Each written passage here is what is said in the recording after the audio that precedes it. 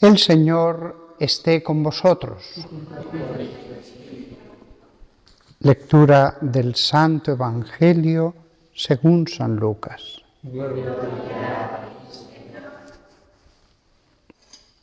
En aquel tiempo dijo Jesús al gentío: nadie que ha encendido una lámpara la tapa con una vasija o la mete debajo de la cama, sino que la pone en el candelero para que los que entren vean la luz. Pues nada hay oculto que no llegue a descubrirse, ni nada secreto que no llegue a saberse y hacerse público. Mirad pues cómo oís, pues al que tiene se le dará, y al que no tiene se le quitará hasta lo que cree tener.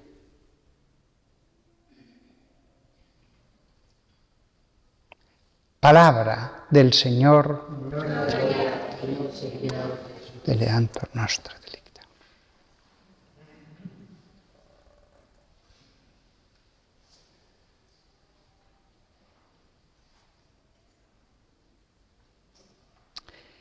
El candelabro puede parecer que es algo muy superfluo, no da luz. Y sin embargo, la misma llama de luz, lo que cambia de estar sobre la mesa a estar en un lugar más alto. Por eso los pueblos antiguos, fueran griegos o romanos u otros, ponían candeleros, candelabros, cosas para levantar.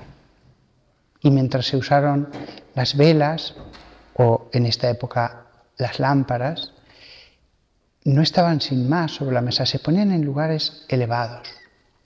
Es verdad que había también sobre la mesa, dependiendo de lo que se hiciera, pero lo normal era que se colgaran. Aquí, porque si están bajas, cualquier cosa hace obstáculo y la luz, siendo la misma, no llega. Aquí pasa lo mismo con las personas. Es una labor muy delicada de los obispos, el saber qué lámparas deben ser colocadas en alto. Porque si lo que colocan en alto, al revés, en vez de dar luz, va a dar oscuridad, error, entonces el mal es mayor si está más visible. Es una labor muy delicada, una labor de vigilancia, porque una misma vela está bien y después el borde de cera se deshace y puede hacer un desastre manchándolo todo, cayendo sobre los que están allí, símbolo perfecto del escándalo. No solamente deja de dar luz, sino que además quema a los que les cayó la cera. La importancia del que coloca las luces, cómo hay que colocarlas, cómo hay que distribuirlas. Hay que concentrarlas en un lugar y a veces queda muy bonito. Un candelero del que cuelgan 4, 5, 6 lámparas. Probablemente así hay que entender los candelabros de los que se habla en el primer capítulo del Apocalipsis, Jesús que iba entre 7 candelabros, como unos candelabros de 1,5 metros de altura o algo más de los que con cadenas colgaban lámparas. A veces lo que hay que hacer es repartir. A veces es mejor ponerlo sobre la mesa, dependiendo de lo que uno haga. A veces es mejor que estén sobre la mesa. De hecho, nos consta que a veces se hacía así también. Hay distintos tipos de luces. Para unas cosas es mejor una lámpara, para otras veces es mejor una lámpara metida en un lugar que no la pueda apagar el viento, los faroles que existían en la época de Jesús. Para otras cosas es mejor una antorcha. Allí está la labor de los obispos. Hemos visto a veces como para evangelizar unos lugares lo que se hacía era concentrar, poner monasterios con luces admirables pero concentradas y que allí, desde allí se fuera irradiando. Otras veces no, lo mejor es dispersar. La idea de la lámpara da luz acerca de lo que hay que hacer. Ya de por sí la comparación da respuesta. Lo que no se debe hacer es ponerla debajo de una vasija o debajo de la cama. Debajo de una vasija se va a ahogar y cuando se levante va a salir un humo maloliente y realmente huelen mal las velas cuando las tapas. Este es el ejemplo. Hay casos, por las razones que sean, un buen sacerdote no solamente no es puesto en el candelabro siendo la lámpara más adecuada para ello, por su luz, sino que ni siquiera sobre la mesa se le considera dañino o por lo que sea acaba debajo de una vasija. Me acuerdo yo de algún sacerdote que por una de estas situaciones pues se fue amargando cada vez más hasta que se extinguió su luz. Realmente es una labor delicadísima. Es cierto que toda lámpara debe mantener su luz, es cierto. Pero Jesús pone este ejemplo, la vasija, sabiendo que cuando se hace eso, aunque no lo diga aquí, se extingue la luz. Aquí, y permitidme una reflexión, lo lógico y lo natural es que las jerarquías, es decir, las lámparas cuanto más altas, su luz debería ser más pura, más noble, más potente, más perfumada. Hay velas perfumadas también. Lo lógico sería que la jerarquía eclesiástica se correspondiera con la jerarquía de la santidad, de la sabiduría y de la prudencia. Sin tener que elegir, porque realmente hay de todo, para que no tengamos que elegir entre prudencia y santidad, o sabiduría y santidad. Sin ninguna duda, Jesús querría que la jerarquía se correspondiese con el valor de las almas. Porque es lógico que sea el más santo el que dirija a los presbíteros, a los que llevan a la santidad a otros, que sea el más sabio el que dirija a los sabios. Y que si los sacerdotes ya de por sí deben ser personas que han consolidado sus virtudes y tienen un cierto conocimiento de la ciencia de Dios, el que ocupa un lugar eminente entre ellos fuera más. Y si así los obispos, los arzobispos más. Y si así los arzobispos, los cardenales más. Es cierto que hoy día no encontramos los pecados que podía haber en determinados lugares en la época medieval o en la época renacentista o la mundanidad en algunos obispos del siglo XVIII. Pero pienso que todavía está por hacer. La Iglesia se ha reformado. La Iglesia que salió de manos de Jesús, como Adán, era perfecto, no tenía ninguna enfermedad. La Iglesia que salió de las manos de Jesús era perfecta. Estaba recién salida de las manos del que la creó, con las personas que Él dispuso. Pero después los defectos humanos fueron entrando. Costó mucho ir purificándola. Y el elemento humano es difícil. erradicarlo. Es muy difícil. Es como un fuego que la apagas y vuelve a surgir en otro lugar y después en otro lugar. Pero pienso que todavía se puede reformar todavía más.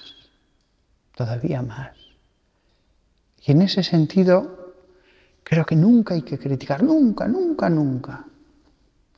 Siempre hay que tener en cuenta, la jerarquía no corresponde a la de la santidad.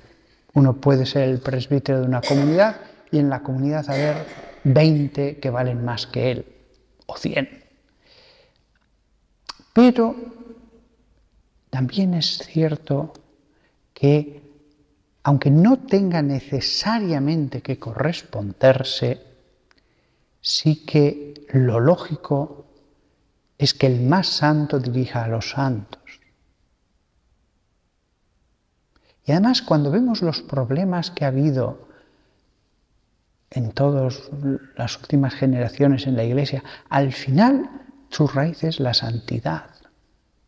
Un santo no hubiera hecho eso. Es a lo que se puede decir. Hay infinidad de cosas que cuando leemos los libros de historia, pues decimos, ay, ¿por qué sucedió esto? Tenemos el caso del Padre Pío. Se lo puso debajo de una vasija. Él que precisamente recibió un don visible y que Dios sabe a quién tiene que concedérselo, los hombres no solamente ocultaron el don, sino que incluso al portador del don. Es un caso claro de cómo se cumplieron las palabras que se dice aquí. Él se santificó.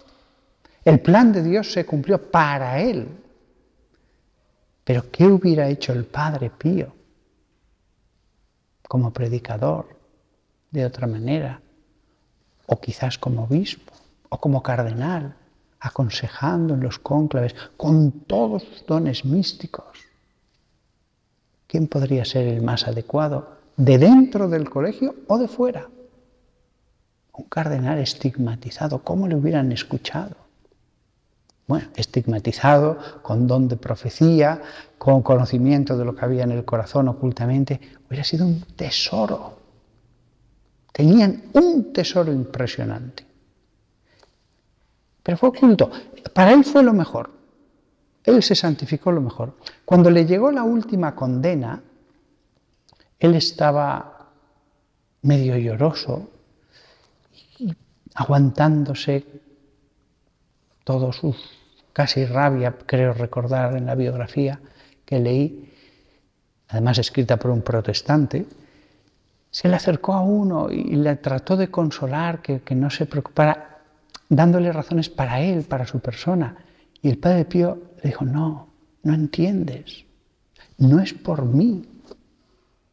A él no le importaba lo más mínimo vivir en total reclusión y aislado. Él le dijo, es por los demás. Así que este versículo, tenemos ese ejemplo, hay infinidad de ejemplos. También hay ejemplos de Dios directamente diciendo, yo pongo la lámpara aquí. Eso también. Hay casos, como el caso del cardenal Merry del Val, su padre, con el mejor de los sentimientos, lo quería llevar a un seminario sencillo y pobre, en vez de ir a un seminario de nobles. Él era embajador, y su vida hubiera cambiado probablemente del todo, de ir ya, en vez de al seminario de nobles, al otro, más oscuro, sencillo. Pero él quería que fuera un buen sacerdote y se acabó, sin ambiciones.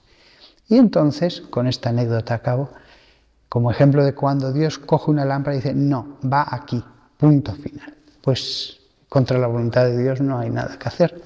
Cardenal Merry del Val, que fue un santo, sus letanías de la humildad son preciosas, que siempre estuvo haciendo el bien allí donde trabajó en el Vaticano, pues fue su padre a visitar al Papa y no recuerdo ahora qué Papa era, pero creo que el anterior a Pío X o el siguiente, no me acuerdo. No, perdón, era antes de Pío X, antes, no recuerdo cuál.